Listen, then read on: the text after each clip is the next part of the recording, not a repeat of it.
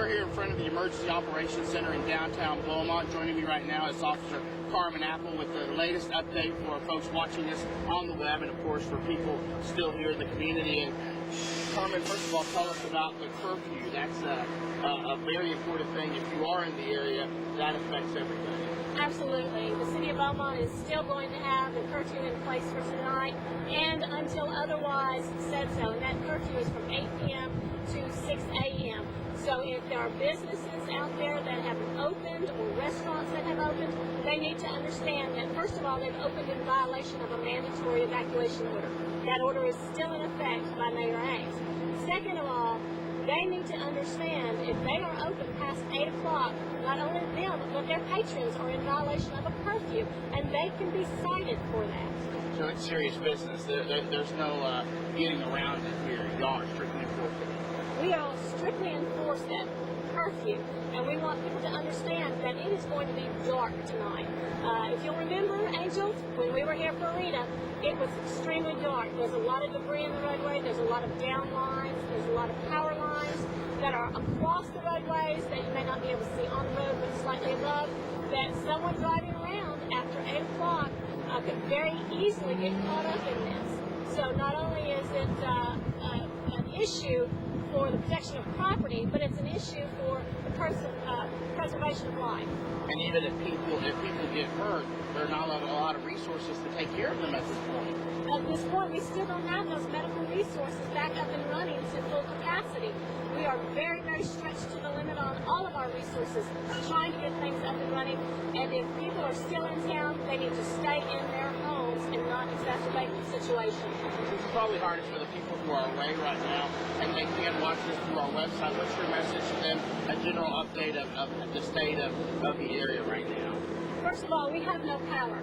There's no power in this region whatsoever. We've been informed by our friends at Entergy from Houston to Lake Charles is out of power. We're going to be out of power for a while. They tell us at least a month. We are having problems with our water system. So we have a number of problems, and if someone has evacuated and they are somewhere where they have air conditioning, they have the comforts of having a bed to sleep on and having food and having gas, stay at that location until you are told otherwise.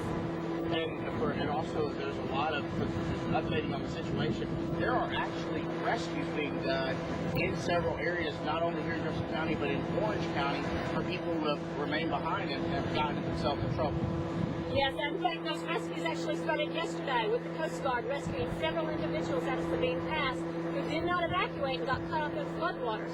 Today, Jefferson County alone has rescued 30 people by Black Hawk helicopter and 12 by boat in the West Jefferson County area. Orange County is continuing search and rescue missions into the night because there are a large number of individuals who became trapped in their homes, in the upper stories of their homes, or actually on their roof because of the rising floodwaters. So we're going to continue these operations throughout the night and try to get to everybody as quickly and as safely as we can. And of course, obviously, has there been any loss of life? That's the priority right now. Have there been any fatalities because of the storm? Because of the storm, we have only had one fatality, and that was actually an auto pedestrian fatality. Individuals were trying to get out on the street, and an elderly lady lost her life, and that was a very sad tragedy that could have been prevented if people would have stayed at their residences as advised. And where did that happen? This happened in the 11th year block of Goldsboro, here in Beaumont. An elderly lady was run over by a car, and when officers and firefighters got there, they had to physically lift the car off her, put her on a piece of plywood that they retrieved from a house, and put her on the fire truck because ambulances are scarce. So you can see our resources are very stretched, and we are very limited in how we can respond. And this happened at what time? This happened this morning right around the lunchtime. Well, thank you so much. This is Officer Carmen Apple with the very latest. Of course, you will continue to keep us updated, and you can stay updated by logging on to our website at setxhomepage.com.